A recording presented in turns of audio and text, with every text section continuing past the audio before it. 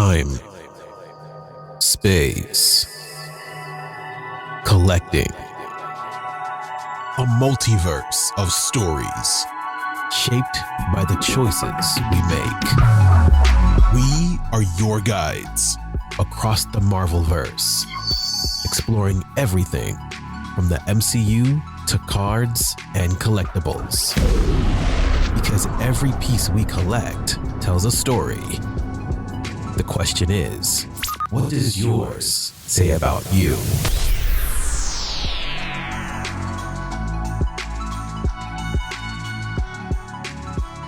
Yo, yo, yo! What is up, everybody?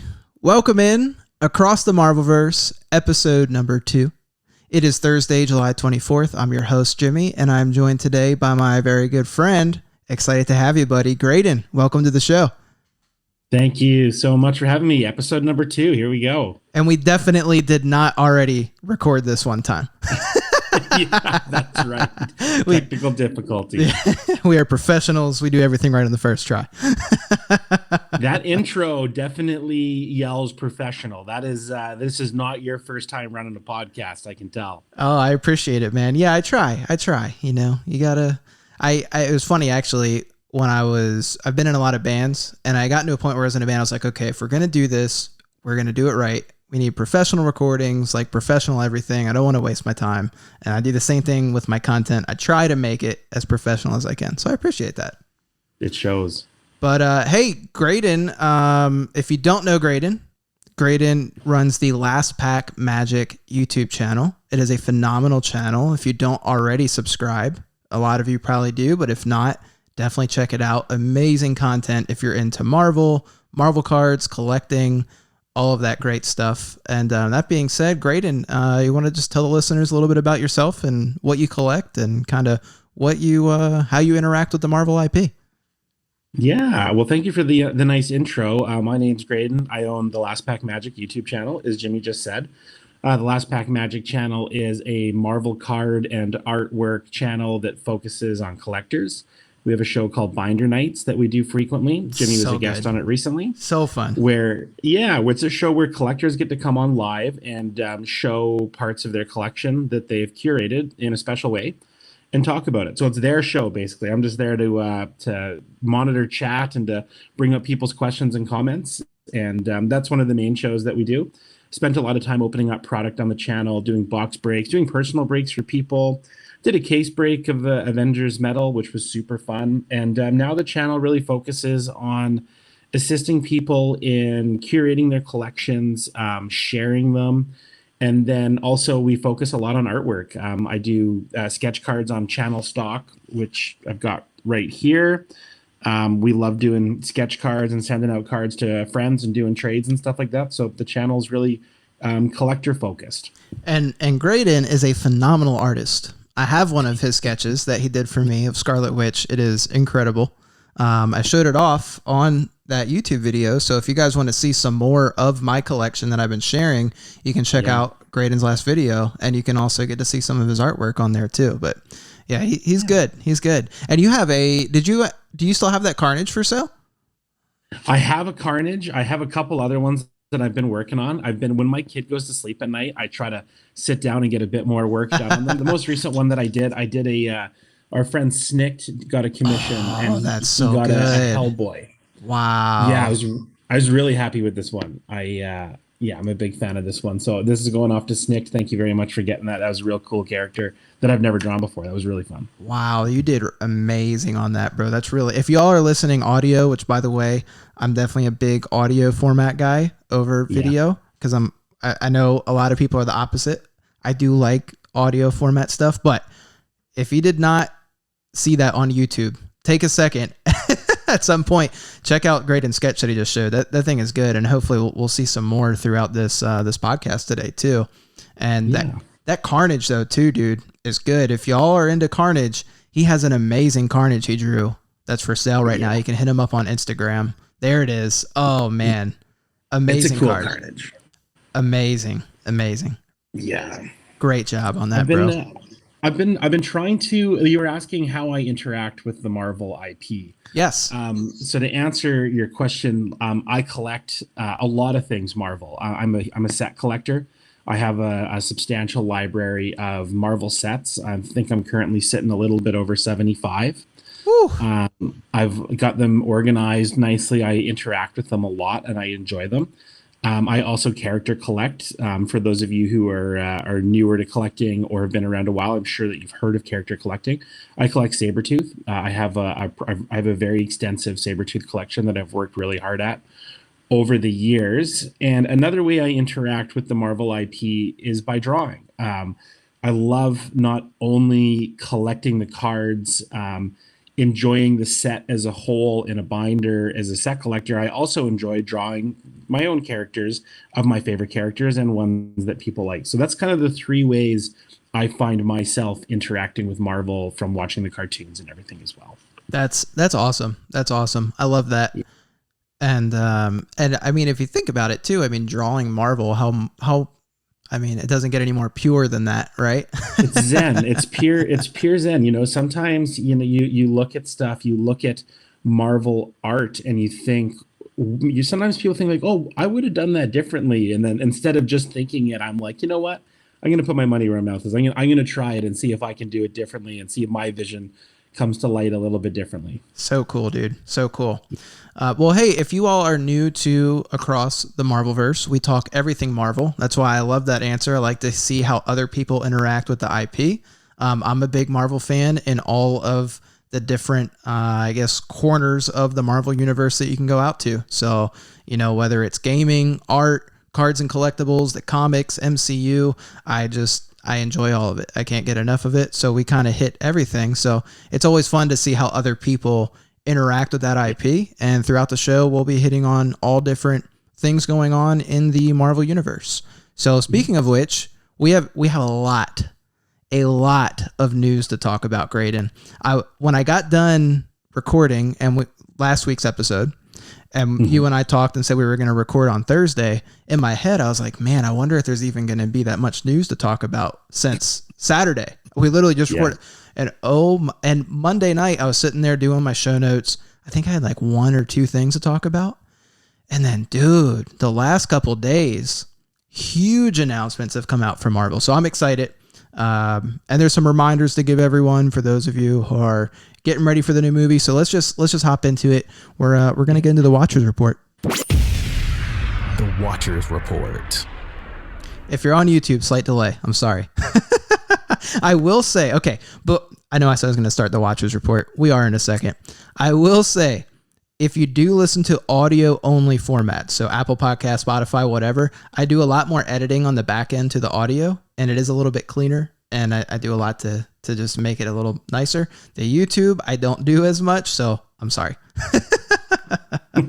I will give you all a tip, though.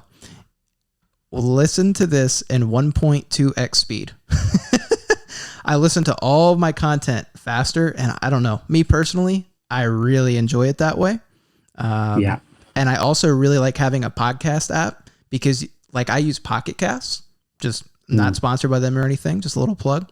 If you use Pocket Casts, it will automatically take out the dead air too, which I try my best not to have much dead air on the show, but it's a nice feature. It's a nice feature. So anyways, okay, I'll shut up about that. Let's talk about news. We got big news to talk about, Graydon. We're going to start with MCU news. Yeah. So the obvious biggest news is tonight. We're recording on Thursday. Tonight is the premiere of Fantastic Four. Right. Are you going to be watching? I am going to be watching. I don't have my ticket booked yet. I'm not quite there yet.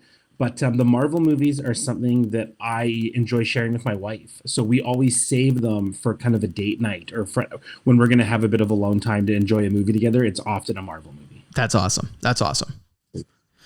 Yeah, so if you are going to see Fantastic Four, just some reminders. One, if you want the special popcorn buckets, it's probably already too late. Those popcorn buckets go quickly. If you can get one, good for you. They are also ridiculously expensive. Have you seen the big Galactus one, Graydon? I have not. Oh my gosh. Okay, so there's this huge Galactus popcorn bucket. I think it's like it holds like 300 ounces of popcorn or something. The eyes light up, and the whole head is just this massive just thing of popcorn. So yeah, if you want to spend $80 on a popcorn bucket, I mean, it is pretty cool. They're selling on eBay already for $120 plus. Whoa. Yeah. So they go quick. I think most of the major theaters have them, and then there's some exclusives. So AMC also has a Herbie popcorn bucket, like the little robot guy from Fantastic Four. And you also, I think if you get that, you get like a drink and like a snack and the popcorn. So at least you get a little more for your money on that. AMC also has special cups. They have a keychain if you're there opening night. And they actually, this is cool. I haven't seen them do this before. AMC has 4 special drink flavors. Oh, really? So they literally came out with flavors for the movie that like you just get at AMC. Wow. I know. I was like, what? So yeah, if you're into that kind of exclusive stuff, they've got that going on. Regal also has the Galactus popcorn bucket, but they also have the Fantastic Car as a popcorn bucket. So pretty cool. They've also got special cups, keychains. Now, Regal has mystery pins, and I don't know if you are into pins at all. I am. You are? Definitely. Okay. So my wife is really big into pins. She collects the Disney pins. They do all the pin trading. So if you're into pins, there are exclusive pins, but that's only at Regal. So you'd have to go to Regal for that. And I think it's only opening night. So you'd have to be, if you're listening to this, it's probably already too late. I'm sorry. Probably too late. I'm sorry. Go to eBay. Yeah. Cinemark also has the Galactus popcorn bucket, but they did a Reed Richards, and it's kind of cool. It's like Reed Richards, which with his arms like wrapped. He's like an action figure almost, and he's wrapped around the bucket. That's cool. Yeah, so that was pretty neat. And they have a patch that you can get on opening night. So they all kind of have this like different opening night exclusive where they have this just like the Fantastic Four logo as a patch that you can get. Right. Wild. And then last exclusive is Alamo Draft House has exclusive beer mugs. Okay. So cool. And so I know that there's a lot of our friends and people just in the community in general that are really excited about these movies. I'm such an X-Men centric collector that like I feel your guys' enthusiasm for the movie based on how I interact with the X-Men movies. So like I'm super happy for people that are a fan of this franchise. Yeah, for sure. I know, like seeing people like Fausto, who's just diehard. Like, I know he's just through the moon right now, waiting to get in there. I've heard of Fausto. Yeah, a couple people have. Yeah, that's right. Hey, if you want to watch movies before Fantastic Four, Disney Plus has recommended movies. I didn't go through and figure out a list for you all. There might be a more comprehensive list out there, but I figured I'd share. They recommend watching the original Fantastic Four from 2005, then Rise of Silver Surfer from 2007, the movie from 2015, then Deadpool and Wolverine, and then Multiverse of Madness, interestingly enough. So that was like the watch list of movies if you want to just kind of prep yourself going into it. So anyways, that's all I've got for Fantastic Four. I'm really excited. My wife and I are going to see it on Saturday. Graydon, similarly, we also enjoy Marvel movies together. That's something we do. So we've got a little, I guess it's date day because we're seeing in the middle of the day, but little date day planned. Such a fun thing to share with your spouse. It is. Because I mean, for those of you out there who spend a lot of time with your spouse, that it can take longer to pick a movie than to watch a movie. Oh yeah. Okay. These are facts. Sometimes you fall asleep before the movie starts. Exactly. Right. So when these Marvel movies really help with that when you're both into it. So I think that's great for a lot of people. Yep. Absolutely. All right, so moving on, more MCU news. So Feige came out and made all kinds of statements that kind of got the internet going.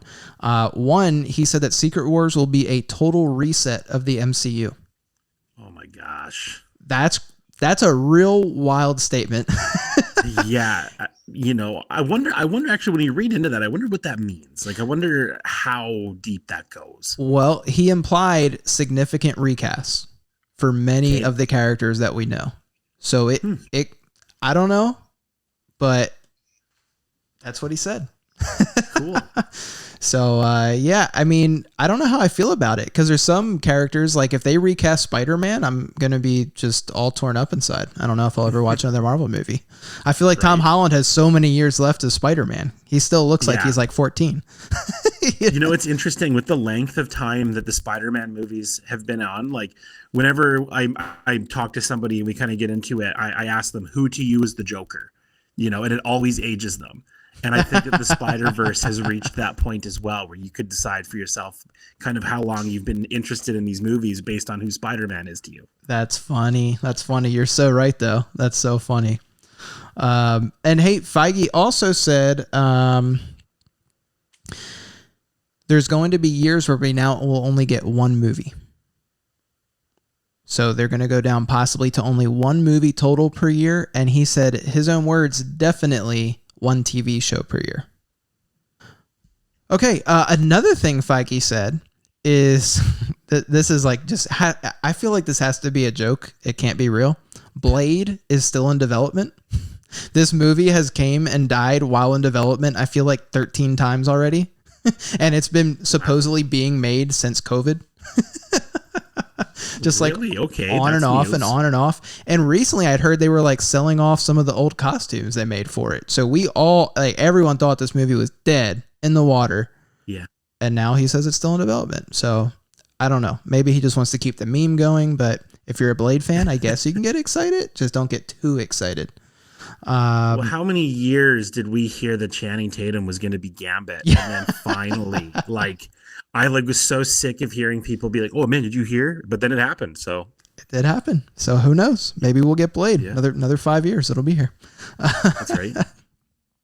And then the last thing is he did say he was told to stay away from Miles Morales. So I don't think there's any chance we see Miles Morales in anything MCU is making, at least anytime soon. Interesting.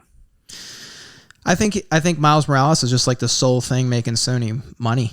I mean, like Madam Web was a bust, Craven was a bust. I mean, they keep making these movies that are flunking, but Miles Morales they do great on. So I think they're like, okay, give us this one, we're keeping it. So some of those were a big flop. Yeah. Well, I mean, I think they knew at this point, there's no way they just give them total control over Spider-Man. Like MCU is too deep with Spider-Man. Like they're not going to lose them. So I think that's the compromise. Okay, that's everything for MCU news. So next we're going to move on to San Diego Comic-Con, which just started. Yeah. It's going on all weekend. Preview night was last night. People are there today. And I think more of the big events and things will start over the actual weekend, Saturday and Sunday. If you are in attendance, some booths that might be cool, we're going to kind of go over, and also some artists. Now that there was the preview, I've literally all day, I've had YouTube videos on in the background just to prep for this show today to share with, probably maybe two people listening or at San Diego Comic-Con. If you're one of them, hey, this is for you. Maybe I'll give you some tips that you didn't know. One, the Marvel Collect by Topps booth is booth 2519. They have a giveaway that's going on, so definitely go down there and check out the giveaway. But big news from Topps as part of this, you can go down and check out the brand new set they just announced, Topps Marvel Mint. Mm-hmm. Graydon, have you seen these Mint cards already? Yeah, I've seen a couple of them. I was scrolling through Instagram this morning. I haven't heard anything about it. So when I saw it this morning, I was like, oh, it sounds funny to say, but this is a really nice looking box of cards. Like the front of them just looked so cool, the gold box with Doom on it. And then I started to flip through and see some of the cards. I like them. Yeah, so if you're watching on YouTube, I'm going to go ahead and switch to a screen share real quick, pulling up our show notes. There are some really nice looking cards in this thing. And so just to give you all some different details about the set, there's base cards starting on bronze and progressing to silver, gold, and platinum. One box per person per day is the limit, but they've been running out very quickly. If you are at San Diego Comic-Con and you want a box, you need to jet to the Topps booth immediately and be early if you want a chance at getting one. Many people are saying they could not get one at all, and they are trying to. I don't know if there's been any verified sales yet on eBay. I'll have to check that. I can report back next week. But people are trying to sell them right now for $1,000 each. I don't think they'll actually sell for $1,000 for what they are. Maybe some sucker will pay that. If you're listening, I mean, it's your money. Do what you like. My recommendation would be not to, but hey, who knows? Maybe I'm wrong and it'll be $10,000 next week. I don't think so, but I certainly would not pay that much for this product. But let's see. So they are exclusive boxes to San Diego Comic-Con. So these are not going to be the hobby boxes that you can actually buy when the full set releases. There is a 66-point Chrome Doctor Doom card, whose base version will be numbered up to 99. They wrote it as though that is a card you can only get in the San Diego Comic-Con boxes. So I'm pretty sure that's accurate, but just not 100% because the article wasn't very well written. So take that for what you will. There is a black and yellow dots parallel foil with Wolverine, which is numbered up to 10. There are base cards with a bronze Kingpin, a gold Thanos, and a platinum Spider-Man. There's a Doom green refractor numbered up to 4. There are black refractors numbered up to 10.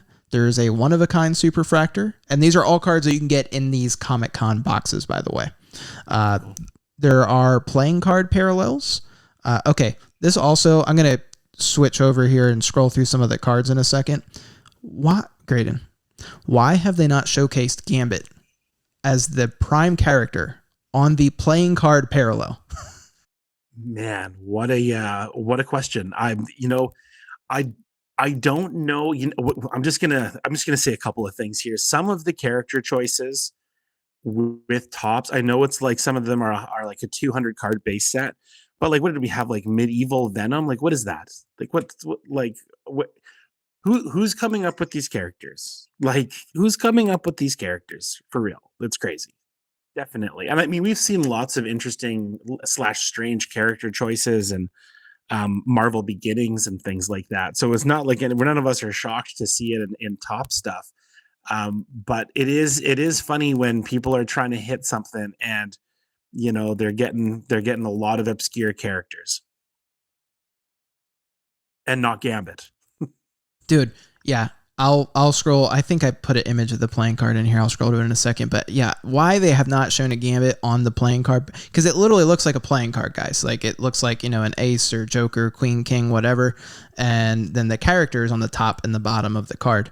So they're kind of neat looking. I personally don't care about them that much. But if I was a Gambit collector, I would be like, oh my God, I need this. So that was a miss. That's how they should have marketed it for sure. This is fun though. The set will have comic cuts, autos, and sketches. Wow. There was already a Venom sketch pooled that sold today on eBay for $600. Wow.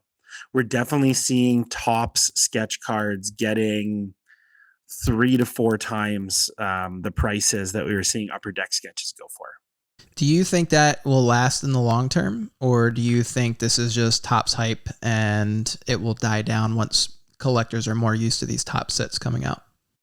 I'm not a person who someone should make a guess and like listen to my advice on it. I have no idea. I think that the Topps sketch cards and some of the inserts are going to hold a lot more value than the Upper Deck ones. And just because there seems to be a totally new group of people that are buying these cards, and I would say if they've bought them at that price, they're willing to hang on to them. And so if you don't want to buy them, if they won't sell for that money, then they'll just keep them. Yeah, I agree. Yeah, I don't know. And it does seem like they're a little bit more rare. It seems like they are harder to pull. So I think that's also influencing the price. Feels like sketches were a little bit more abundant in the Upper Deck sets. I think that you're right. I haven't checked the pack odds. That's why I say I think, but I'm almost certain that you're right.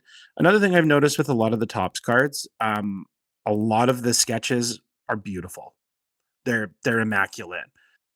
High quality artists doing very good work. I'm not sure if that's because of the artists putting in a bit more time or if Topps is compensating them different than they were in the past, but I've seen some really high quality sketches, and I've just seen a baseline of a higher quality sketch from Topps. I don't disagree at all. I think you're on the money. If you are watching on YouTube, this is the 1 of 10 Wolverine that they shared. This is a picture of the pack art where you can see Captain America, Wolverine, and Doctor Doom on the pack. It does say there's 10 cards per pack. So that's neat. The Thanos looks beautiful. That's a cool card. That Thanos, yeah, I mean, it looks like it should be on like a mural in your church. I mean, like, look at that thing, dude. Looks majestic. Cool. Yeah, that's a nice looking Thanos. Spider-Man looks good. He's numbered out of 99. We've got Kingpin on there. This Doctor Doom, bro. If y'all have not seen this out of 99 Doctor Doom card, I love the way this looks. I think it looks phenomenal. I like the numbering on the front of the cards. That's something that Topps does that I really enjoy. I know that it's the hobby is not just about numbered cards, but when they are numbered and they have those, I like them on the front. Yeah, like I don't want to see a masterpiece card with numbering on the front unless it's a preserved amber or something. But for cards like this, I do enjoy seeing it. Yeah, I'm with you. I'm definitely with you there. Cool. Well, and there is a Spider-Man. I think it's the one on the playing card Bianchi did. So that's neat. So we know that he's done some art. Okay. Other than that, but you can go see examples of that if you're at Comic-Con. You can go to the Topps booth and check that out. If you're not at Comic-Con, these pictures are all over now because lots of people are starting to open up the set. Shout out to Spidey Hits. Justin put up a video opening. So if you have not seen that, check that out so you can actually see what the cards look like, how the packs look, and all that good stuff. Mm-hmm. There's amazing artists at San Diego Comic-Con. Many, many, many. Yeah. I do not have a comprehensive list of all of them, and I think it would take us too long to go through them all anyways. So I just wrote down a few that I saw as I was just kind of browsing and watching videos. One is Ben Brady. Amazing artist, has done many Marvel cards. Shout out Ben Brady. Mm-hmm. Yeah. He's an Artist Alley CC15, and he has an exclusive signed out of 50 Psylocke business card. So if you drop by his booth, I don't know if you have to buy something to get it, if they're free or how that works, but it's beautiful artwork that he did of the Psylocke that he printed on just small little cards, and then he signed them all and numbered them out of 50. So very, very neat. I would 100% try to pick one of those up. Some other artists that are there, Frank Miller, he's at booth 4903. He's, a legend. You've got EM Gist. Is it Gist? Gist? Yeah. EM Gist. He's at booth 5553, and he has a Fantastic Four grayscale exclusive cover. So if you're into comics, he has an exclusive cover there that he's done at his table. There's amazing artists like Ron Lim, Jim Lee, Yuko Smith, Miles Wall is there. You've got. I wanted to say Miles. I saw his booth set up today on his Instagram. Me too. It looks like an art gallery. It does, dude. It looks really good. I thought that was his home studio setup, and he was doing a really nice display. And I'm watching it, and then it shows them his booth, and I was like, "This is Absolutely amazing. Good job, Miles. Yeah. If you are there, please stop by Miles's booth. 100%. Todd Naru, I don't know if I said his name right, Nauru. He's at table II-O. He has some great art. Chris Uminga, who has exclusive art there that you can purchase. It is this little like Fantastic Four montage that he did in preparation for the movie. So that looks really neat. Alex Ross is there, and Alex Ross has exclusive cards there. So he's got a Doctor Doom, a Fantastic Four, and a Spider-Man that you can get at his booth. I would love to meet Alex Ross. That would be incredible. Yeah. I don't know how you get the exclusive trading cards. I don't know if you have to buy them, buy something else, and you get a pack, or if they're random. I have no idea how that works, but they look really nice. They look really nice. They kind of remind me of like the old Impel jealous sets. We're not there right now, Jimmy. Oh my God, I wish we were. I'm feeling there, it now. Like I'm really feeling it right now. Yeah, me too. Me too. But oh well, it is way too far for me, and I know for you too. Definitely for you. A little far, yeah, for sure. Okay. Friday, July 25th, they have a sneak peek at 12:30 at the Magic the Gathering X Marvel Spider-Man set, which we are going to talk about in just a little bit here. But that is a new Magic the Gathering set coming out, which we have gotten a ton of spoilers for. But if you're at San Diego Comic-Con, I think we may get even more info tomorrow. So I would 100%, that would be an event I want to go to. The Hard Rock Hotel also has a free decks that you can pick up. They're like little, if you're not used to trading card games, they have like little pre-constructed decks. They're 30 card decks that you can use. They're intended for people to learn how to play, right? Or if like you're newer to Magic, it's like a small deck. You can play a short game of Magic and see if you like it, learn some of the mechanics behind the game. But there's, I believe, 5 different decks that you can get that are all exclusive from the Spider-Man set. So they're giving them out apparently for free. So you can go learn to play at this Hard Rock event if you get in. And you may have to sign up for it. I don't know. It may already be too late, but might be worth checking out. Some other things at San Diego Comic-Con, PSA teamed up with Advisory Board, Crystals, and Marvel. They have some different things that they're giving away for free if you submit for grading or sign up for their Collectors Club. So I guess not really free, but you get a limited edition variant cover issue of PSA Magazine and a matching holographic mini poster. So if you're into that type of thing, and the art is by Alex Ross. Cool. The art is actually really cool, though. It's something I would genuinely want if I was there. Okay, there's more. I mean, people are going all out for San Diego Comic-Con, as to be expected. Whatnot partnered up with Marvel, and they are doing exclusive Fantastic Four trading cards. So there's some sort of Fantastic Four trading card pack. It's only available on Whatnot, starting today, July 24th, ending July 27th. They're calling it their Beyond the Con event. And this is cool because you can participate if you are not there. They say it's a special on-app event celebrating the biggest comics weekend of the year. Each pack comes with 3 randomly assorted variants from 4 iconic Fantastic Four issues, number 1, 51, 57, and 209. They are reimagined with exclusive new art from Marvel Legends, Walt Simonson, Salvador LaRocca, Mark Bagley, and Ron Lim.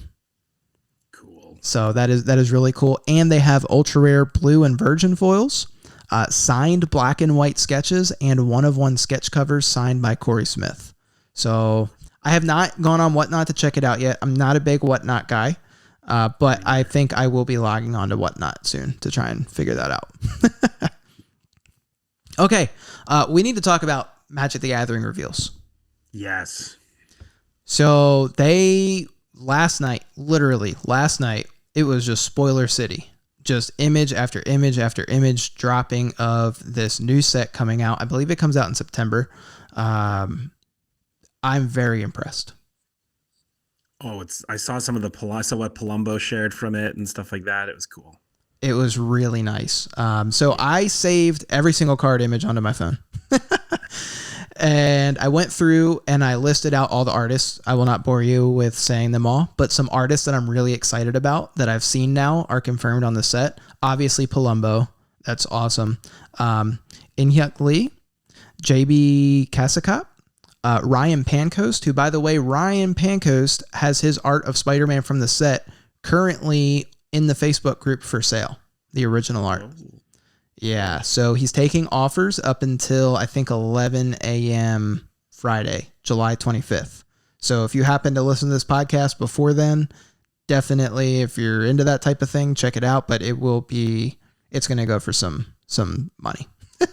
That's going to be some top dollar. I mean, cards that aren't even from an IP for art that's just nice UC will hit 8-10 grand easily for Magic the Gathering published art. So for a Spider-Man from a well-known artist, that's scary. That's scary to think about. So I wish I was in that same bracket. But here's something else fun too, though. He will be at OAX. Oh, cool. So for any of our friends, we talked about OAX a lot last week. If you're going to OAX this coming year in February, certainly check him out. A couple other artists that were really good on here. John Tyler Christopher, Thon Tuan, Carrie New. There's also art from Bill Sienkiewicz, Jack Kirby, Steve Ditko, and then of course Dan Dos Santos, which we've known the about. Name I was looking at there. Yeah, yep. The Dan Dos Santos work in there is amazing. Yeah, so lots of amazing cards. Any that really caught your eye, Graydon, more than others?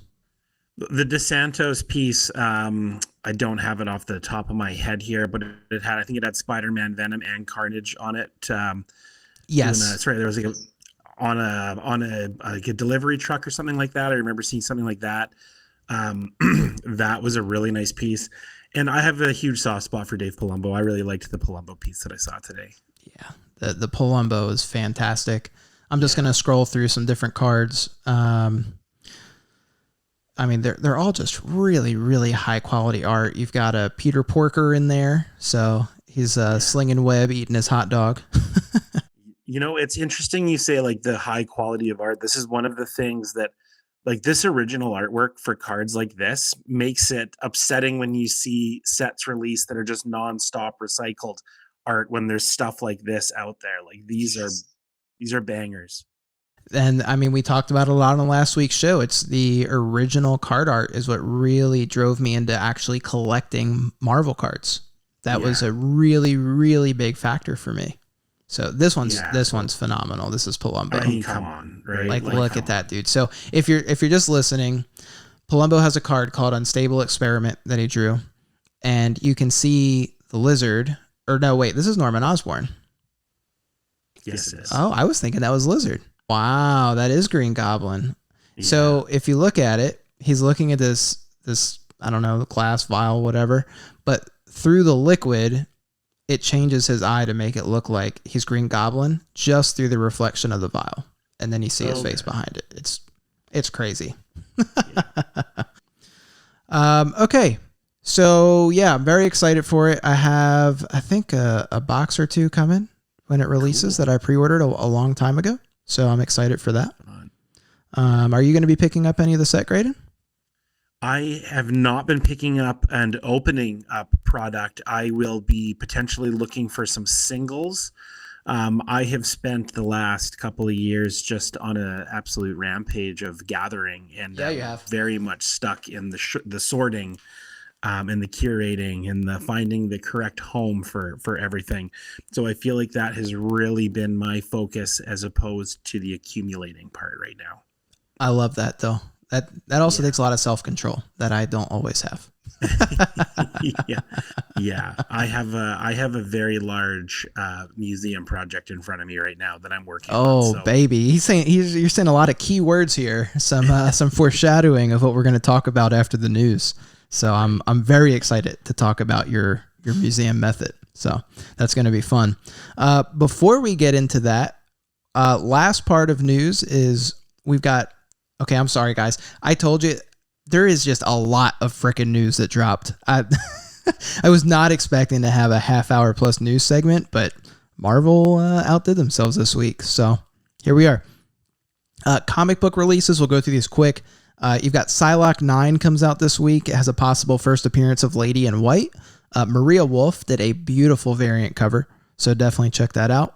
Spider-Verse vs. Venomverse 3 comes out, which is going to have the first appearance of Centurion. And Storm 10 also drops this week, which may have the first appearance of Hadad, which is the first Storm god. So if you're into that. Karen Darboe did a phenomenal variant as well, if you're into getting the variants. That's it for comic book news. We pretty much hit most of that last week. Last is Marvel Snap. Now, Graydon, I don't think you play Marvel Snap. Do you play Marvel Snap? I'm not a Marvel Snap guy, no. Okay, well, I'll have to change that. But I know you're a big Marvel Snap guy. Yeah, one day I'll get you on the right path. Don't worry. I love Marvel Snap, and we got huge news dropped. And here's what's crazy, Graydon. I was like, oh, cool, they announced a new game mode. That's going to be the big news for this week. No, they had more news that blew that out of the water. But to start, there is a new game mode called Grand Arena where you choose your champion, I believe they call it. And for the first time ever, you have a pre-constructed deck that you play with. And whichever champion you choose, which is like a different Marvel character, like maybe you choose Human Torch, they have a special ability that you can use in this game mode. So something very unique. They have never done this before. Marvel Snap's been around for, I think 3 years now. And I don't think we've seen anything like this before. So I have not tried it. It just came out today. I've been working all day, got done, and now we're recording. So after this, I'm going to be testing it out so I can report back next week on how that is. But very exciting. I think there's also cards that you can unlock through playing the event, which, guys, if you play Marvel Snap and you're not super serious about it, you're more casual, the one time you want to play and grind is when you can unlock free new cards. Like The other events where you get cosmetic things, like they're fine, that's whatever. But when you can get new cards unlocked, the card economy in Marvel Snap is not great, as most people know. Their price to actually pay for a new card is very high. So anytime they say, hey, you can play, and through playing, you can earn cards for free, it's a no-brainer. You got to do it. So definitely recommend checking out the new game mode. But here's the big news. This is huge. I'm really excited about this. I don't know if you can tell yet. I'm really, really excited about this. They announced the Marvel Snap Golden Gauntlet. We are getting official organized play for Marvel Snap. Cool. So Second Dinner is going to host 3 open regional qualifiers. The first one is August 9th. The next one is, I believe, in September. They haven't announced the date yet. And then there's a third one sometime in October. They haven't announced the exact dates for those yet. Each one's for a different region. So the first one will be held for Asia and the Western US. The second one will be held for the Americas. And the third one will be EU and Eastern US. This just speaks to my soul. Coming from Dragon Ball, collecting a trading card game where I played heavily, and I don't play trading card games because I don't have the time. Marvel Snap is not a game you have to dump a ton of time into to really learn. I mean, you probably should if you want to compete at that level, but it's very different than constructing a 50 card deck in Dragon Ball with a 15 card side deck. I mean, you have a very, very small pool of cards compared to other TCGs. So this is amazing. I'm going to be grinding Marvel Snap. I 100% intend to play. Hopefully I can make the event. Registration for the first one goes up on July 31st. They have a 1,024 player cap, and the format is 6 rounds of Swiss to top 16.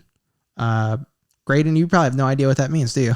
That was German to me. I just thought the translator went off for a minute there, but no, I do not have a clue what that means. That's okay. I think a lot of listeners are in the same boat, so let me explain. So with trading card game tournaments, a lot of times you'll hear a certain number of rounds throughout the day, and they're rounds of Swiss.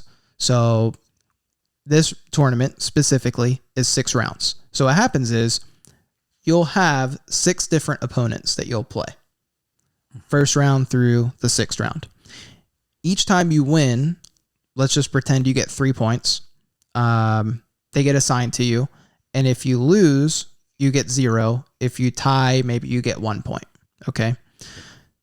Every time you win, you move higher up the leaderboard, right? So you get 3 points, you're at the top. You win round 2, you're at 6 points, you stay at the top. You win round 3, you're at 9 points, you stay at the top. When they pair up people, you will pair people that are close to your record. So if I win round 1, in round 2, I'm more than likely going to play someone else that also won round 1. If I win both those rounds in round 3, I'm probably also going to play another person that's undefeated. Gotcha. So at the end of Swiss, they take the leaderboard, and then the top 16 players are the ones who get the prizing. So this says 6 rounds of Swiss, and then you go to top 16.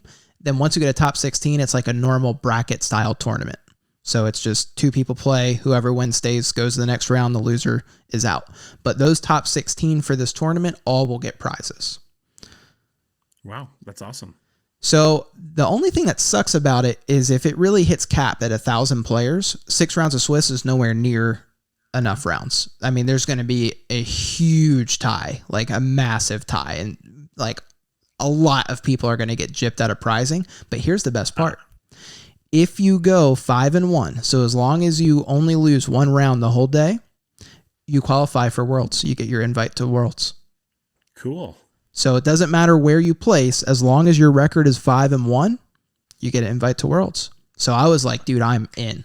I'm in there. I have to do it. So I'm really excited about this. Worlds, they're expecting to be 300 players, and it'll be 9 rounds of Swiss, which is a much more reasonable number to work with. 300 players, 9 rounds of Swiss, and then top 16 will play out to see who will be the world champion. So anyways, I'm pumped. I already texted my old teammate from Dragon Ball that also plays Marvel Snap. I was like, dude, we're grinding tomorrow night. Get on Snap. We're playing. So I can't wait. Oh man, I'm excited for you. There's, like you said, there's just so much happening in the Marvel world right now, and how we all interact with it is Bingo. different. And I love hearing how you're doing it. Yes. So that is super exciting for me. And by the way, Marvel Snap 2, Graydon, has a lot of great art. Yeah. A lot of really great art. And it's really fun to play with those cards so you see that art on screen. So I'm going to keep trying to sell you. That's what I'm getting I'm going at. to add it to the list. Okay. I got a couple things in the go. I'm going to add it to the list. Okay. And then real quick, Marvel Rivals, if you're into that game, I played it for a little bit. I didn't continue to play just because I'm just so busy, and it's a game, if I don't play a lot, I'm going to suck. And then if I suck at it, I get annoyed. My cousin's really into it. I might have to get him on the podcast to like talk about it for real. But they have a new patch with this new ability, First Steps, that allows Human Torch to lift the thing skyward and then drop them like a bomb. So obviously doing some stuff for Fantastic Four. So that's fun. Okay. We made it through the news. that was a lot. Of news. That was a lot of news. So we need to stop talking about news and start talking about our own collections here. We're going to get into the Collector's Hall. The Collector's Hall. All right. So Graydon, this is where we talk about new pickups that we've gotten. Do you have any new pickups that you'd like to share, or any cards that you're chasing right now? Yeah, I got two. Well, I got two that I'll show that are recently pickups that I got. This is an 11 out of 23. Ooh. Marvel annual hologram. Oh man, that is nice. And it's Sabretooth. Big fan of this. Is that Sabretooth? Yeah, Okay. It's my character collect, Sabretooth. This was a trade for a sketch from Paul's Cards. Shout out to Paul. Thank you very much for this. Your sketch is being done. I love holograms. I know lots of people have a nostalgia factor. Okay, can you describe to the, especially 'cause we have plenty of listeners here on like Apple Podcasts or Spotify. What is a hologram? What is a hologram? So a hologram is a card with a very reflective layer that has different sub images in it. And as you view the hologram at different angles and light interacts with the hologram, you see different portions of that image. Some of it can cause it to appear more 3D, or some of it can reveal writing in the background. Another example of that is this Marvel Beginnings hologram. This is from a more recent set. I know the camera's terrible. No, it looks good. I can see it well. Yeah, so when the 90s sets had holograms where the images appeared way more 3D, and today the images seem to reveal more writing and more depth of background, which is also cool. And they're a cool thing to have for a character collector to go after, or if you're crazy, you could go after sets of them. That's awesome.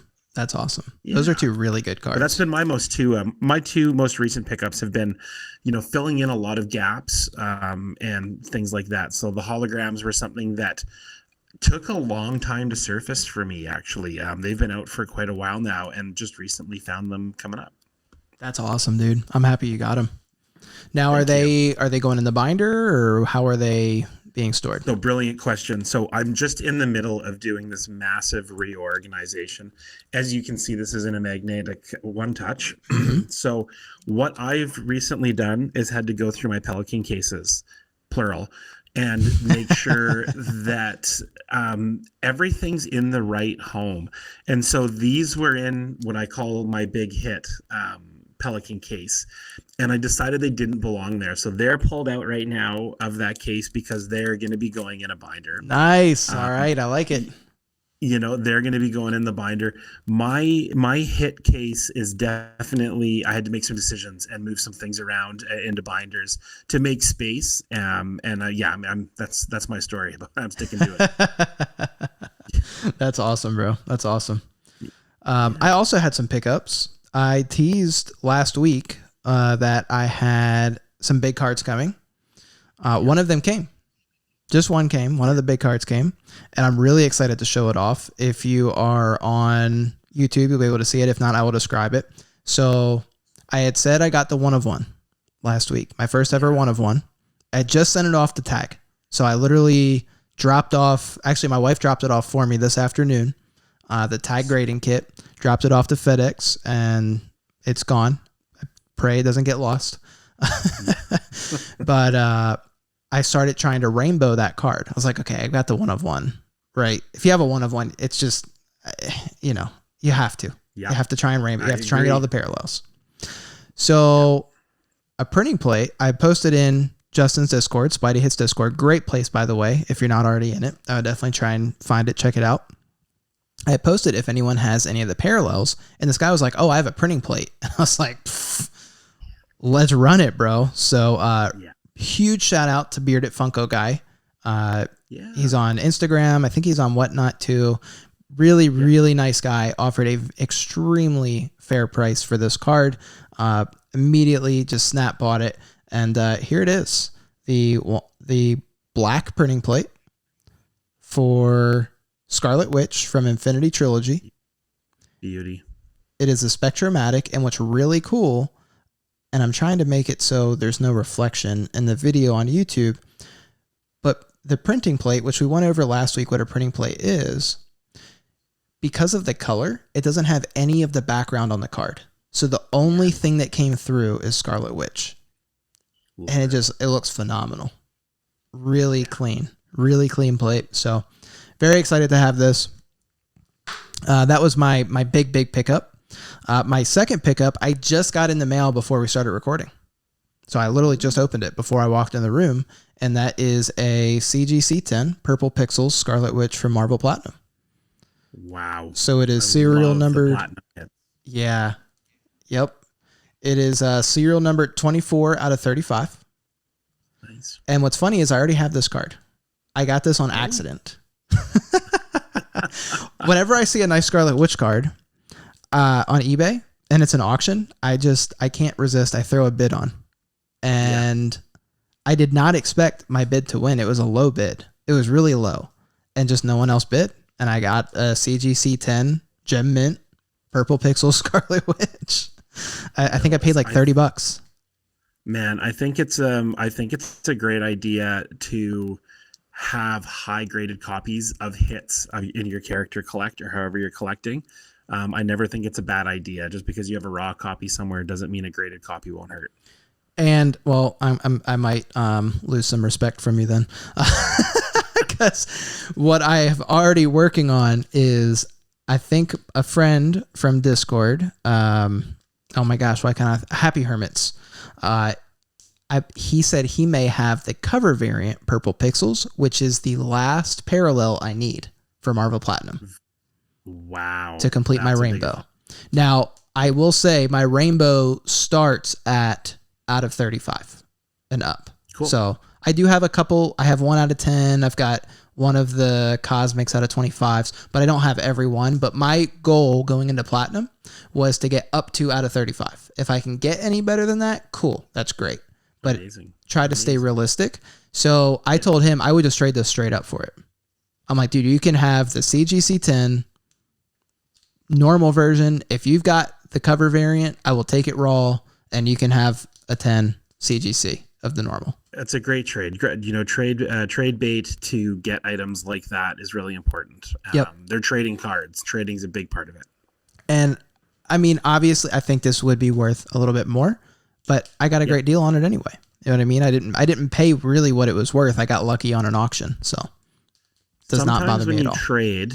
Sometimes when you trade, and in a way, let's say you're trading down, one of the things you might be saving yourself is time. Yes. So dude. If you do a trade for something that you really want and they get the better end, that's fine, because you might have just saved 2 years of enjoyment. Yes. And that's such a weird concept, I think, for people like me that came to Marvel from trading cards. Because the trading cards are so accessible. Some of these cards, though, just don't pop up. I've been sitting here waiting for their Purple Pixels cover variant to pop up, and it's just not popping. It's out of 35, which isn't like in Marvel world, that's not like crazy rare, but it's rare enough that once the market dries up, you just sit there, twiddling your thumbs till someone finally decides to post it. So if he's got it, hopefully he'll agree. He sounded like he was interested. Sorry, I didn't mean. I don't know if I should have threw his name out there like that, but oh well. He probably doesn't mind. Done. That's right. That's right. Someone else is gonna swoop in now. Other than that, I sent a ComC order home, so that'll be fun.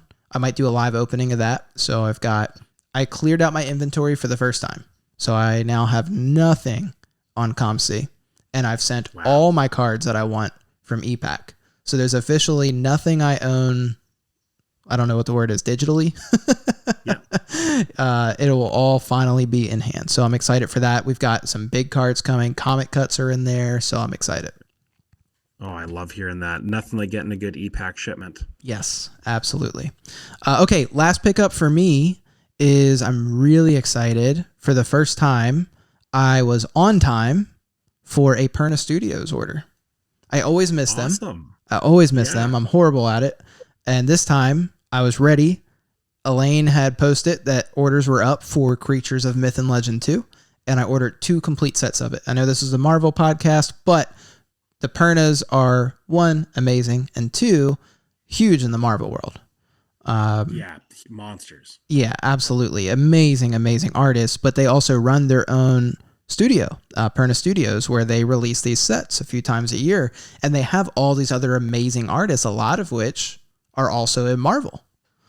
You can get incredible artwork from these things, and when you buy a pack, it comes with a sketch card from a random artist that worked on that set. So I'm really, really excited. I was a little sad that FX wasn't on this one. FX is one of my favorite sketch card artists, and he does do a lot of work with the Pernas, but he wasn't on this part 2 of Creatures of Myth and Legend. But there's 3 artists I'm really hoping for. One is Jomar Bolda. 2 is Norvian Basio. And 3, Tony Perna. I mean, you got to hope for the Tony Perna from Perna Studios. For the Perna, yeah. Right. Perna from Perna, But we'll see. I'm really excited, and I bought 2 complete sets for a reason. One is going to be for me, and I'll just announce this now. The other will be a giveaway on the show. Cool. So the second complete set of Perna Studios, I'm going to give that away. This isn't sponsored by them. I bought it with my own money, but I just think they're really cool sets. Not enough people know about them, so I'd like more people to learn about it. That's it's a great product to support too. The Pernas are wonderful people, great artists, but wonderful people. And that's a big thing, right? Like when you look at some of the deals that, and obviously they're not super public, but you can, a lot of times if you're in the hobby, you start to find out a lot of these sketch card artists just do not get paid what they should for working on these big sets. They just don't. They rely a lot on other work I think a huge draw of working for like these big companies is you get that name, you start to get that name recognition, right? Yeah. And then it leads you to bigger projects, and you can start getting original art that you can sell, and so on and so forth. But anytime there's a way to support these artists that you really enjoy, always encourage it if you can. If you have the means to support them, hey, maybe instead of chasing a pack pulled every now and then, you just get an AP or a commission from that artist. Yeah. You know what I mean? I agree completely. Like Last Pack Magic. Go get a commission from him. Yeah. You can do that too. Absolutely.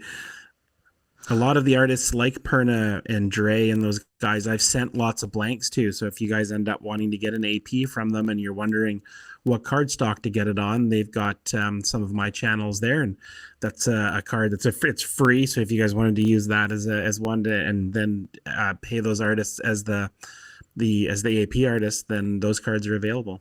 Yeah, 100%.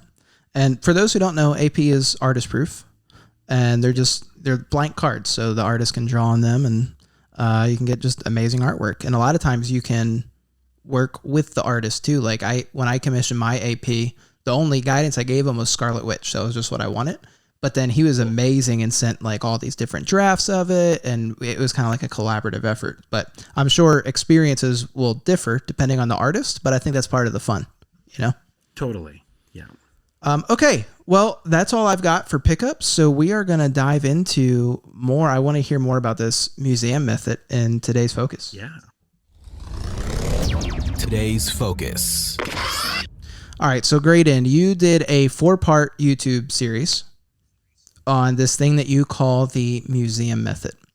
And I absolutely loved what you did. It was a fantastic video. Last week, we had Fausto on the channel, and we talked a lot about making your collection unique and the importance of having a unique collection and how that can really make it more meaningful to you. So I felt like it was only natural to bring you on this week as we dive deeper into that kind of topic and subject, because you have this amazing method for doing exactly what we said. And you've even mentioned this word a couple times on the show already, but curating. That's such an important word. Is as a collector, I think it's so important that we curate a collection. So I'm going to hand it off to you for a little bit. Can you just kind of go over what is this museum method that you are so fond of? Yeah, so I started talking about this idea of a museum method of collecting because we've seen lots of different examples of how people collect, such as like Fausto's covered character collecting, very much in depth. Like his channel has really covered what character collecting is. I think that everybody across whatever type of cards it is that you do collect are familiar with set collecting and putting together binders or other storage methods of full completed projects. And then, so what I wanted to do was I wanted to create something that wasn't based on volume, so was based on knowing what you have. So, lots of us at some point in our life have been to a museum and have seen a collection of art. And it wasn't necessarily that they had every piece of art from that artist or of that particular subject matter, but the pieces that they did have are displayed and documented in a very professional way. And if they have a collection of, let's say they have 6 Van Gogh paintings, there's a way of displaying them so that maybe it's in chronological order, maybe it's in subject matter. There's a variety of ways, but having that theme, it's curating it. It's showing it in the best possible way where it works as a whole. So what I figured that the museum method would be is, even if you owned 10 items and they weren't of the same character and they were just items that spoke to you, if you know what those items are, if you know the details, if you know the artist and you know the set and you know the pack odds of pulling it and the importance of it, you have this museum of information regarding that item. And then you get to decide how you want to frame it, whether it be in a top loader or in a binder. And that item becomes really important. And that part of your collection, I like to think of that collection as your museum. And you getting to put those things together and interact with those items, that's your museum, and that's your responsibility and your project. I love that so much. And it's curation. It's like you're the director of this exhibit, right? That you're putting on display. Show. Absolutely. So, and then people ask themselves, well, how am I going to get people to come to my museum to see what I've done? And that's what social media is for. When you open yourself up an Instagram and you have your stuff well documented and you know what you own, you can make a variety of posts in ways that show it in the light that you want to show it and with the other items that you want to show, and have people take a look at what it is you've put together. Absolutely. I love that. And as you share it too, it's going to open opportunities to add to that museum. Like if I go to an art museum today and I go back in 2 years, it's not going to be all the same art, right? Because That's people right. are reaching out, they're making deals for that art museum. So it's really no different. Yeah. I think that, with people's collections, thinking it through as knowing what you have, the relationship with those items changes, and moving them into other collections is inevitable. For lots of people that are character collecting, some items come their way and they're there to stay. They're grail pieces. They're things you've wanted to hold on to. For other people, you come across items that might be sketches that you fall in love with, you fall out of love with, or you decide to move on because of the enjoyment and ownership that you've had. You want somebody else to experience that. So passing on a great sketch or a great card to another collection through a trade or a sale lets that card continue to be enjoyed. So what led you to realize this? Like, did you have like this light bulb moment where you're like, oh, like this is my collection as a museum, or was there something that led you to developing this? There really is. And so for those of you who know me from the channel, a little bit of my background. I'm an artist and I love art. I love modern art. I love oil painting. And I have for a very long time. I'm a big fan of street art and a lot of different types of artwork, but I love seeing work in museums and galleries. And I've for years and years and years, I've been a fan of the Barnes collection, which is an American institution outside of Philadelphia that had just a plethora of modern art. And they weren't just like paintings that they could grab. They were like examples of some of the best paintings in the world. And this building housed this collection. And when you got to see it, it just, I mean, they had incorporated sculptures in with certain paintings that just, and everything just worked. And I would watch those little documentaries frequently. And when I started to look at what I had, I was always thinking about my paintings that aren't Marvel related at all, just my artwork that I have. And then I started to think like, wow, I have enough cards to make a museum. That'd be a funny idea. And then I started to kind of nerd out a little bit like we do in this hobby. And I ended up coming across this museum idea. That is so cool. That is so cool. Yeah. And the parallels are just uncanny. I mean, between, because I mean, all a card is a different medium for art, right? Like it's just small. And when we do things like put them in a binder or even put them on display, it just gives you more methods than just hanging something on a wall, right? There's more ways you can showcase and display them. And I think that's where the curation piece really came in for me.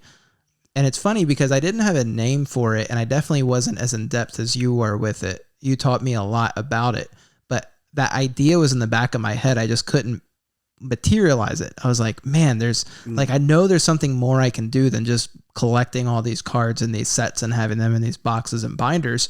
And then when you said museum method, it was like, that's it, right? Like this is for the display. And if you all check out my binder night that I did with Graydon, I set up my binder almost as if you were walking through a museum. You know, it's set up very intentionally as you go through the binder. It's not just, oh, I like this card, I put it here. There's a reason for every card in that spot. And as you flip through, the binder itself tells a story. Exactly. And you know that you get to that story changes. So, you know, when you as you accumulate other items or move some, or the meaning of each one changes to you, you can shuffle them around and tell a different story with the same items. You know, I wanted to just put a little bit of a term to it of like calling it the museum method. There are Marvel collectors who've been collecting for many, many years that have beautiful collections displayed beautifully and that we don't see. So that's I guess those are the private museums. Yeah, and there's a lot of ways to apply, this idea. And that's all it is. It's just an idea, just to try to make it's a concept, make a little bit more sense and be a little bit funner. Exactly. And if you find a way to apply that to the items that you own and learn more about them, then all the power to you. Yeah, I would love to hear from listeners that, you know, share, and maybe it was something where you didn't call it, obviously, like the museum method, right? But maybe this was a concept that you've shared. I'd love to hear how you all do it. I know for me, there's no different than how there can be different I guess approaches to a museum, or even within a museum itself. As you walk, one room can be set up entirely different from the next with different types of art. I know for me, one part of my museum is the binder, right? And I have these binders set up in a very particular way. But the other way is like the display behind me, where each part of my displays are set up in very particular ways, and they're still building and growing. I actually want to do new displays back here to more fit how I want my museum, right, to be. But and then I've got my walls too, my wall art. So there's almost 3 layers. I've got my collection that I can actually display and stand, and then I've got my collection that hangs on the wall, and then I've got my collection that stays in the binder. And there's a method to each one. And when you're choosing, okay, what goes in the binder, what goes on the wall, that's the curation part. And that was like a big moment for me as a collector, because I was like, wait, if I have cards that are never going to make it to any one of those 3 parts of my display, of my museum, why do I own that card? Right. Why do I have it? Why do I have this card just to say I have it? If it doesn't fit a specific purpose in my binder, if it doesn't fit a specific purpose for the display, and I'm not hanging it up on the wall for display, and it fits these criteria that I've made for each of those three very specific parts of my museum, that means I can get rid of it. I don't need that card any longer. I might enjoy it. It might be a nice card, but it doesn't fit my collection that I've curated myself. Right. There's definitely an abundance of different goals in collecting. And I've noticed recently that there's a lot of people taking stock of what they have and having a conversation with themselves about which items are the most important to them, and then sort of tiering them based on what's important to them. Yeah. And that definitely helped me a lot to cut back on my collection and not just cut back on it, but really transform it into something more meaningful.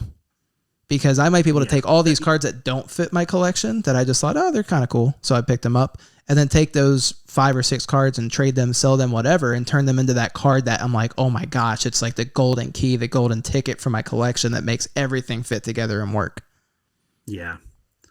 In this conversation about doing this like museum idea, I want to say that one of the people who influenced me a lot in having the conversation about it and having these ideas was Matt Fuller.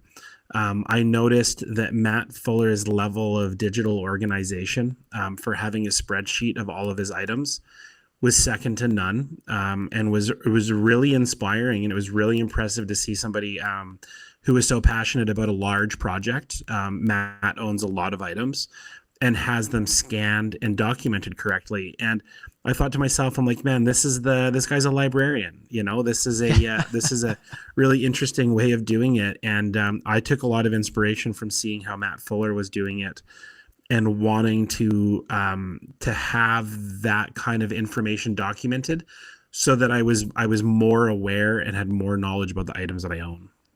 That's so cool. Matt is amazing. If y'all don't follow Matt, OCD, what is it? OCD Marvel Sketch Cards? Is that his Instagram name, I believe?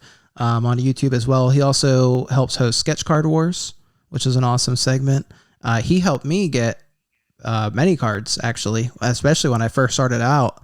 He was doing those sales on YouTube where he'd have cards going and for like stupid good deals. And I picked up quite a few Scarlet Witch sketches from him, but amazing member of the community. So yeah, that doesn't surprise me that he was a big influence. Totally. So before we wrap up this segment about kind of this museum method, and I think the biggest thing to the listeners is it just reshapes how you think about the collection, right? And it can really intertwine you more with the collection to make it more meaningful to you. And it can also force you to really think about how you are curating, displaying, storing. That can look different for every collector, but I do think there is an importance to have some method behind it, right? When you don't have and I'm not saying you have to, but certainly for me, that kind of took myself to that next level. So Graydon, for you, do you have any practical tips for our listeners if they've listened to this and are like, wow, I want to do this, and they're trying to figure out where to start? How do I start really curating my collection the way I want it? Any tips? That's a really interesting question. Nobody's ever asked me that. I would say that if you have a collection or you're starting a collection, look at what you currently have and take your top 10 favorite items that are in it and set them aside and learn as much as you can about them. I would start there, and then I would start going through the rest and then being like, what are my top 20 favorites from here, and learn more about those items, and then start to find ways that they interact with one another. If you find that there are cards that are items that are viewed best together, it'd be fun to display them together. If there are items that you find don't fit with any of them, but they look great on their own, that's a great item to have selected out for an individual appearance. The main thing for what I'm getting at is don't concern yourself with quantity. Don't think that a collection's great because there's a lot of items. If you own 1,000 items and you only know what 20 of them are, then you're probably not following the type of system that we're talking about here. And you do you. There's nothing wrong with that. You guys can do whatever makes you happy. I hope you're enjoying. But I do want to stress the importance of knowing what it is that you have something doesn't need a number on it or anything along those lines for it to be really important, especially if it's to you. One of the cards that I have in my hit binder is the first ever Sabretooth card that I pulled, and it's a red supernova from Marvel Beginnings Blaster. It's a $2 card. It means it's not an important pack odds card, but it's a very important one to me, so it holds a special place in that part of my collection. I love that. It's not the dollar tag that puts the value on the card, right? Yeah, it's really not. And there's some, especially right now, where you're seeing a lot of collections that are big dollar collections, and don't let those discourage you from having a lot of fun with collecting cards. 100%. Definitely having big cards is exciting and it's fun, but there's a lot of really accessible items out there that the more you know about them, the more you're going to enjoy them. Yeah, and I would say, and kind of when you were talking, it made me think about this is, I think the next step, and Graydon, you correct me if I'm wrong, because this is your method, but I love that advice of diving deep into like your favorite 10, your favorite 20. I think where that leads you is your own personal exhibits. Yes, exactly. Right. So then you take that information and say, okay, this is what I love about them. Let me build an exhibit based off that. And I almost think like a really good comparison isn't even just an art museum. Like think of a place like, I don't know, like Rock and Roll Hall of Fame. They have all these exhibits set up in all these different, very unique ways, whether you like rock and roll or not, that's not the point, right?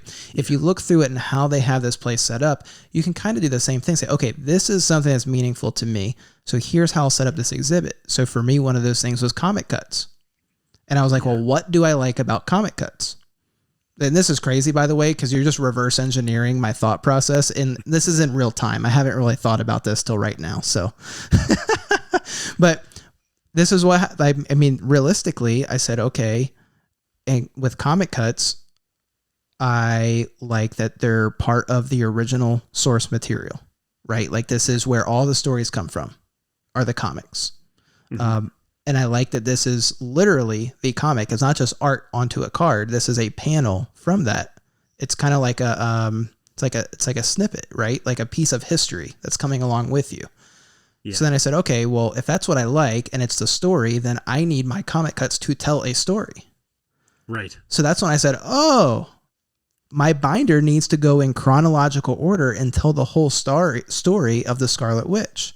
And once my binder is complete, that probably won't be the end. It's probably I'll move on to my next comic cut exhibit, right? And maybe I'll start telling the story of the Avengers. Maybe I'll go after every first appearance of an Avenger and show how they started to where they end. I mean, there's so many things you can do. And then I started thinking, okay, well, how do I do my sketch cards? And then I think set cards and then MCU cards, my WandaVision binder, right? Like, and then I started thinking about my displays and how things are on the wall. But that's such a great tip you gave, because it all starts with what matters to you. And you have to really dissect that and dive deep down into it.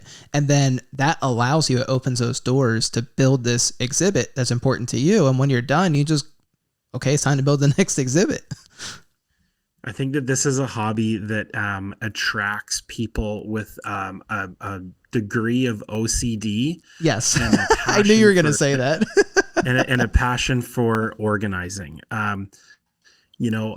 I think that if you're interested in cards and you handle a lot of them, you're organizing on the fly constantly. Like no one is just opening up packs and just sticking them off to the side. Everyone is sort of shifting through them as you go, and you just continue to hone down how organized it is. And this is just a method to try to help you bring some meaning to how you're going to organize. For sure.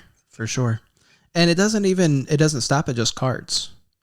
Because in my head, I've taken this same concept now to like art that I want to pick up, or I even have like uncut sheets that I have. I've got animation art and cells and things like that I'm getting into. So there's even I've got the Funko Pops behind me. I don't have many, but you better believe there's a reason why I have them set up like I do, right? And I have the whatever 15 that I own. So you can apply this concept not just to cards, but really anything that you enjoy. Cool. Any other tips you want to share before we move on to our last segment here, Graydon? You know, I don't think I'm a person that people should be taking a lot of advice from. But I will Nonsense. say that I will say my main tip is for you to continue to find ways to enjoy collecting. I love it. Keep it simple. Collect what you love. Keep it super simple. Hey, we're gonna get into Lumpkin's letters, but before we do, I'm trying this for the first time. We're gonna do a lightning fire question round for you. Okay. Oh, So I need. Let's do it. It's just gonna be quick questions. I need quick answers. Just first thing that comes to mind. Okay. Are you ready? Yeah. All right. Lightning round. Question 1. What is your favorite insert? PMGs. PMGs. I gave you a gimme. Okay. All day long. Listeners may not have known that if you're not familiar with Graydon. If you've ever watched a single minute of LPM, you know Graydon likes his PMGs. Precious metal gems if you don't know. Okay, number 2. Character you wish you had more cards of, but you can't say Sabretooth. Mystique. Ooh. I do not understand how the hobby doesn't have a monster Mystique collector. Mystique is one of the coolest characters in the MCU, and I wish I had way more Mystique cards. Dang, you were quick on that. Okay. All right. I almost collected Mystique before. I was going to say maybe, you know, in private, there's some things going on. Yeah, it was close. Yeah. About a year from now, he'll come out as the Mystique collector. Right. Sketches or comic cuts? Sketches. Yep. I thought you were going to say that. One set you wish did not exist. Oh my God. One set 92 platinum. 90. Really? Yeah. I think that But I thought you loved that set. I like some of that set. I just at the end of the Upper Deck era there, just ripping off the Joe Jusko cards again after the XL. I don't know. I had enough of Joe Jusko getting beat up in Marvel. Hey, I like it. I don't have it. I actually have one card. I lied. I do have one. Yeah. Oh, I have lots of the cards. Oh, I know you ripped a lot. That's why I thought you really liked it, because I knew you ripped a lot. But there's just if I don't want any of them gone. But if there was one, I would say one set. Okay, all right, I like it. One artist you wish you could meet. Oh man, I've met so many artists. If I never met one ever again, that would be totally okay with me. I would love to meet Alex Ross. Alex Ross, that's a great answer. Okay, we're halfway through. Best Marvel movie. The X-Men Days of Future Past. Of course, he had to say that. OAX or Comic-Con? Comic-Con. Wow. Don't listen, Contra. Yeah. I will give a little bit of an explanation for that, is that I want to go to Comic-Cons for the cultural experience of it. Like, I want to go and experience a lot more than just Marvel cards and art. I want to go and experience a lot of the comic book end of it as well. OAX is super important to the Marvel card hobby, and I absolutely love it. But I do think I would personally get more out of a con trying to do it all. Hey, there's no wrong answers. There's no wrong answers at all. They're both great. Raw in binder or slab on display? You have to pick one.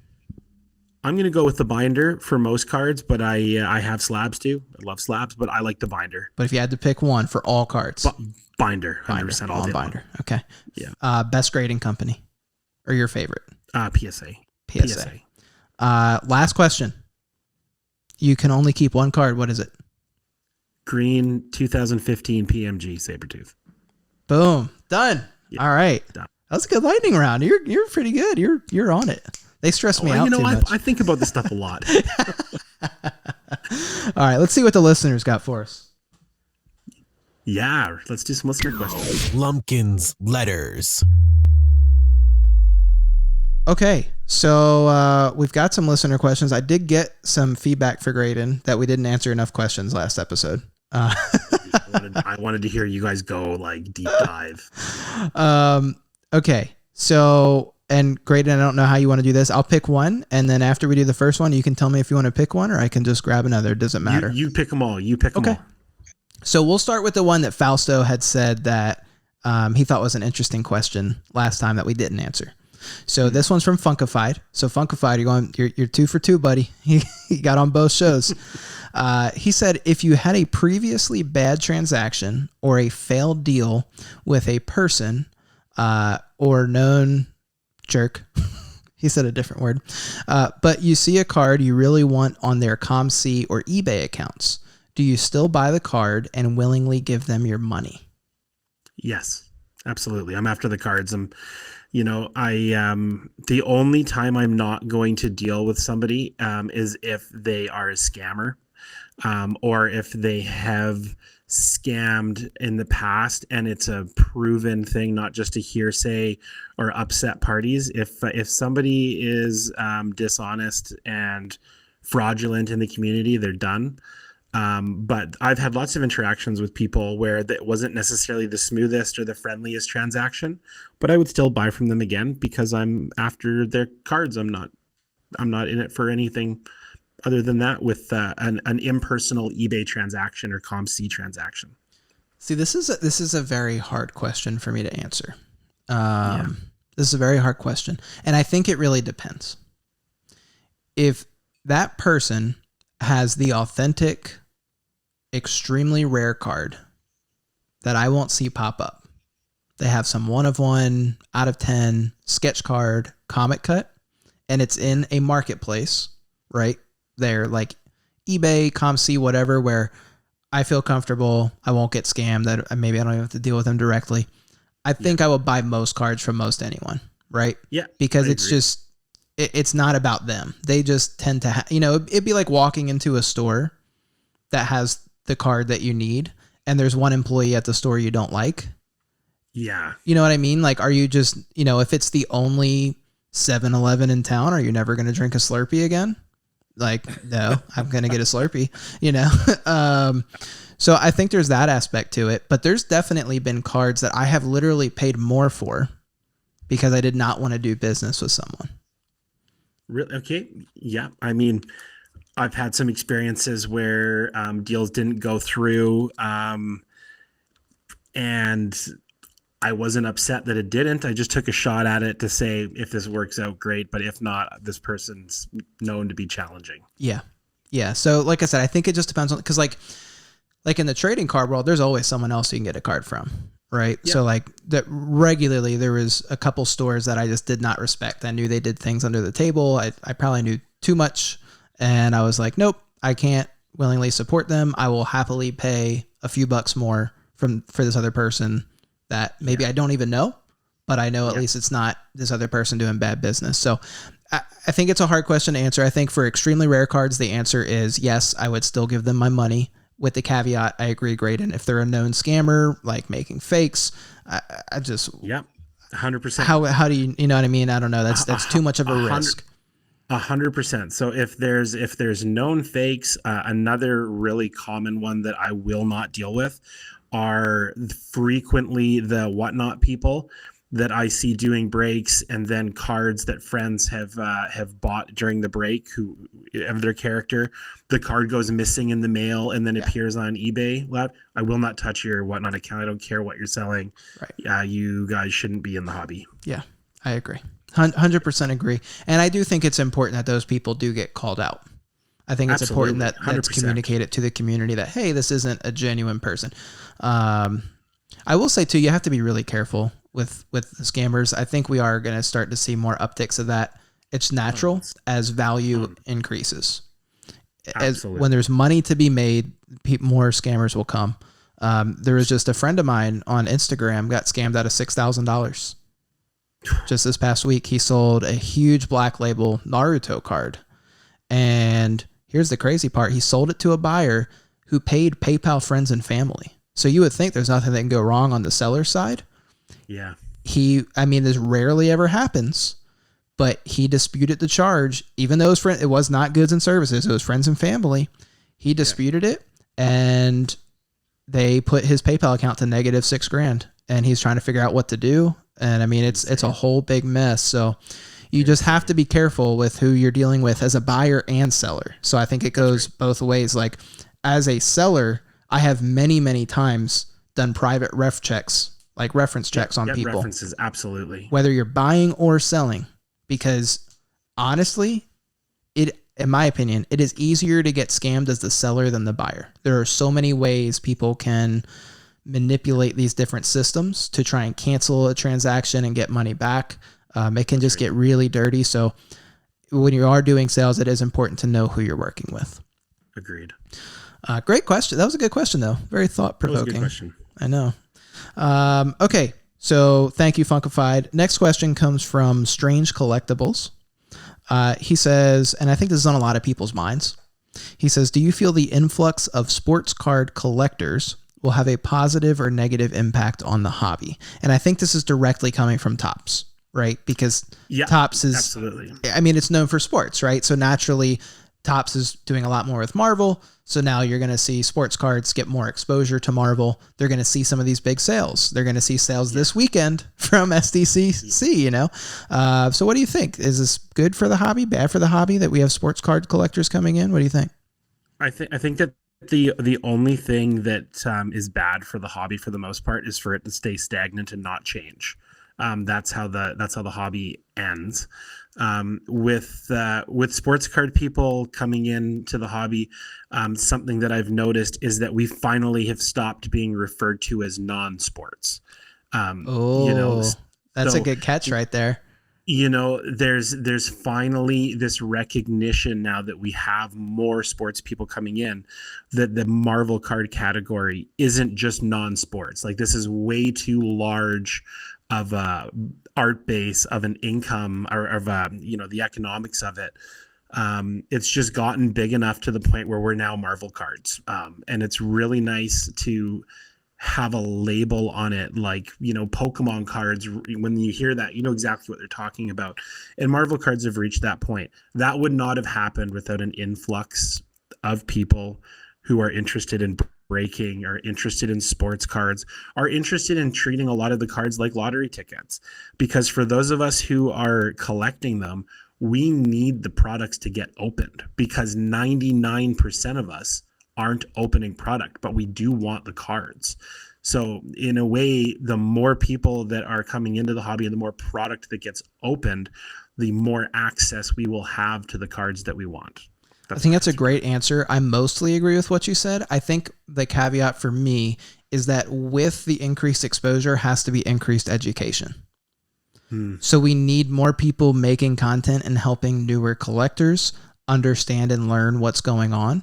Otherwise, you get into this rabbit hole of people just immediately getting into the hobby, thinking this is really cool, and then getting ripped off, and then they say this sucks, and they get out. Yeah, I think that there's an inevitability of some people entering the hobby and not liking what they see, even though they might be seeing the part of the hobby that's relatively new.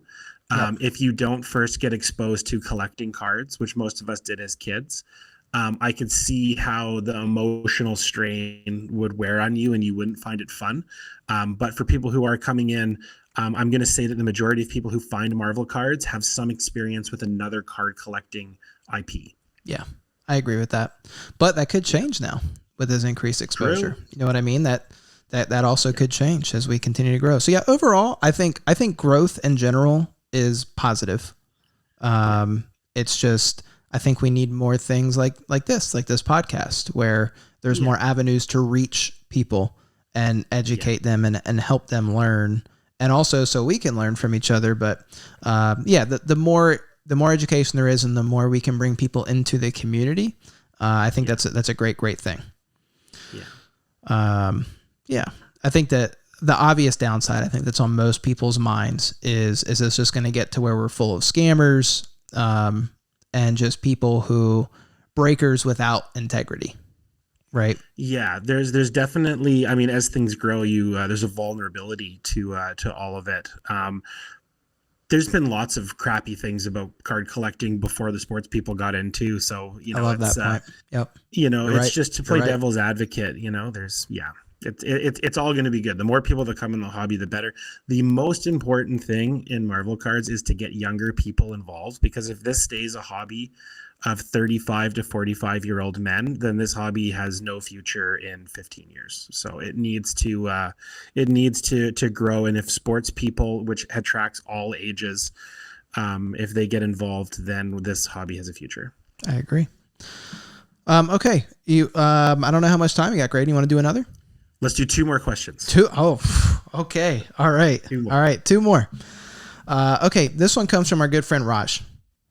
Nice. So Raj says, and I wanted to ask this one because you are a character collector. So I would need someone that's a character collector on the show to ask this question. What was the defining factor to becoming a character collector instead of a set collector? Or I guess we could make the caveat of a character collector in addition to, because I think we still do collect sets from time to time. But what was that defining factor to be like, okay, I'm diving all the way into Sabretooth? Yeah, it is a really good question. And I think that the popular answer that you hear from a lot of people is that and this isn't my answer, but the popular answer is that when the sets got really big with lots of inserts, set collecting became very challenging. So people switched to character collecting. That's not what happened for me. I collected sets and then needed something that was a little bit more exciting than just being a librarian. When you're collecting sets, it's cool and it's fun and you get to flip through them. It's not very exciting. When you are character collecting and there's a plethora of inserts to chase after and kind of go after, and you can pick your own price range. If you don't want to collect a monster character, you can go with something that's a lot more within your price range and have a really fulfilling collection in doing that. So I did it for the excitement. I found character collecting strictly for the excitement. You know, it's funny. I think I share that same sentiment, Graydon. Because the first thing I thought of was Burnout. When I was in Dragon Ball, my goal, which I at one point in time had gotten very close to, and then they started ramping up production of sets, and I really started to fall behind. But my goal was one of every card ever printed. That was my goal. And I was at one point in my collecting of Dragon Ball Super, I was probably 85 to 90% there, probably. I was very, very close. And then, it just became very, very hard to keep up with. As the game continued to be successful, they naturally printed more product, more cards, more promos, more harder to get cards. And it just, the bar continuously got higher. And, but it really burned me out. And I was collecting so many cards that didn't matter. And I was getting bored with it. So I kind of share exactly what you were saying. But I don't know that there was a defining moment for me. It was, I got into Marvel because I was like, oh, this is cool. It's something new. It's something fresh. But I didn't know how I was going to collect it. And character collecting was introduced to me. So it isn't something where I was like, oh, like, bingo, Scarlet Witch is my character. I want to collect them. It was something that idea was introduced to me by Fausto. And I was like, oh, that's really cool. And then I just sat down and decided what character I would dive into. And it went from me not listening to him and saying I do about 30 characters. And then I was like, wow, this is really expensive. And then I went to like, okay, let me just narrow it down to like 5 or 10. And then I realized if you can go into one, it's weird. Limiting the scope of your collecting just increases what you can do with that collection in a really weird way, right? Like when you try to collect everything, it's really hard to have that focus and kind of bringing it back to the museum method to create these exhibits because there is no theme. But when you really dive into that one character, you can really do some work in creating some really unique things into that character. So I love the idea of it and I dove into it. So I don't know if that was a good answer or not, Raj. I'm sorry. No, I like it. That was good. That was really good. All right. You said one more? Yeah, let's do one more. One more. Okay. Let's see. Let's pick a good one here. We've got a few people still that had questions that asked for us. I'm just looking through. Let's ask this one. I think this is a cool question that may tie in a little bit with what we talked about today. And then the question is, it's from Jake CG11. Sorry, buddy, Jake. He said, how big is too big? That's what she said. Collecting statues. Collecting statues, modern sideshow or custom statues can be very large compared to Bowen era, but have a lot of detail. In the era of 3D printing, do collectors prefer to have non-plastic and porcelain stone statues? And he says, or does 3D printing create opportunities for one-of-one statue collecting similar to sketches and art? So I thought that was part of the same question. It's really two different questions. So let's start with the first one. How big is too big? As far as the size of an item goes, I mean, I only collect cards. So I only collect trading card sized Sabretooth items and the comics. So for me, I guess too big for me is something that's larger than a comic. And I haven't done the statues and all that, so maybe I'm not the best person to ask about that, but being able to have this collection portable and not just stuck in a room, to me, is very important. So how big is too big for quantity wise? Quantity wise, oh my gosh, wait till you see my storage unit. I thought you might have said something else. Too big is when you forget what you own. I like that answer. When you have Graydon's like a philosopher, dude. When you have no idea what you own, if you don't know which one of your cars runs, you own too many cars. If you own a lot of cards and you have no idea what they are, that you're surprised that you have them, you got too much. I love that. Yeah, I won't even give a different answer for quantity because I think that's a perfect answer. As far as like a statue, I also don't go too heavy into statues. I have like a few things behind me. I got, the little Lego things or whatever. I would say if I can't comfortably put it on something like that behind me, like a shelf, if it was like too big to sit on top of it and it needed to completely stand alone, for me, that's too big. But it's not too big. I mean, I've seen amazing, especially in Dragon Ball, there's some like amazing literal life-size resin statues just immaculately painted to where it looks like almost a real person is in the room with you. And I mean, just crazy setups. So, I mean, I think it really depends on your own situation and what your goals are. And you can almost tie it back to the museum method. What does that exhibit look like to you? And does it fit within the parameters of your collection?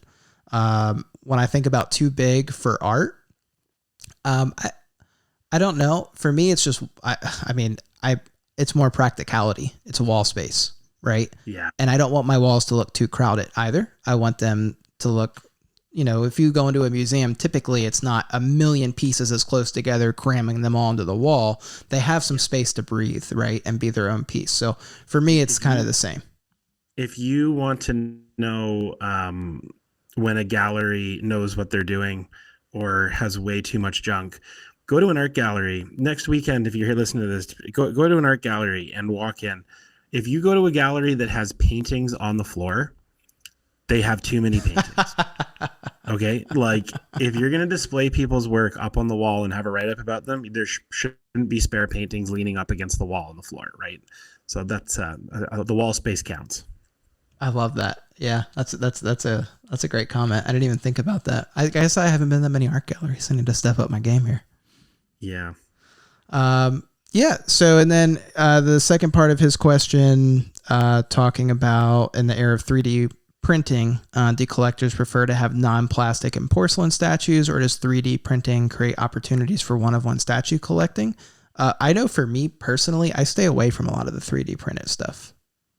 I don't really have a reason, but I don't really enjoy it as much. I'd rather have, I don't know. It takes, for me at least, it almost, and I know I shouldn't think of it this way, and I'm not a big statue guy, so please don't come for me. But to me, it almost feels like I'm getting a print of artwork that AI made.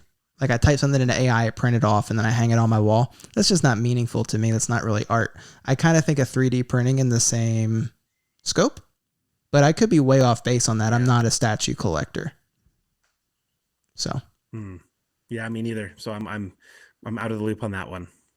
But yeah, so, and I guess what he was saying is, does it create opportunities for one-of-one statue collecting similar to sketches and art? I think it's kind of, for me, it's kind of the opposite. Because if it's 3D printing, there's a file that I can print that again. True.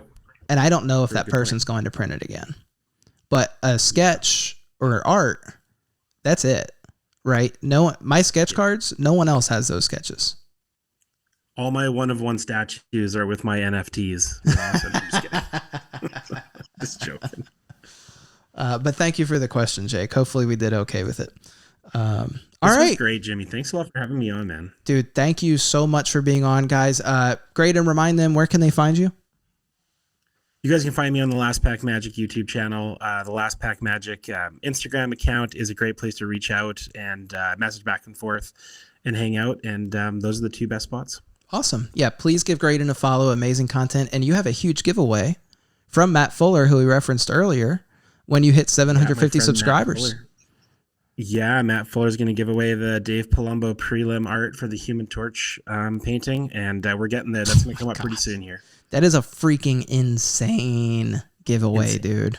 Insane giveaway. Matt Fuller, wonderful man. Make sure you follow him too. OCD Marvel Sketch Cards. Madman, dude. Yeah, and you're close. You're at 706, I think. We're on our way. That'll be coming up pretty soon here, hopefully. Okay, all right. So 750. Let's get Graydon there. Graydon, thank you so much for coming on the show. I hope this won't be the last time that you're on.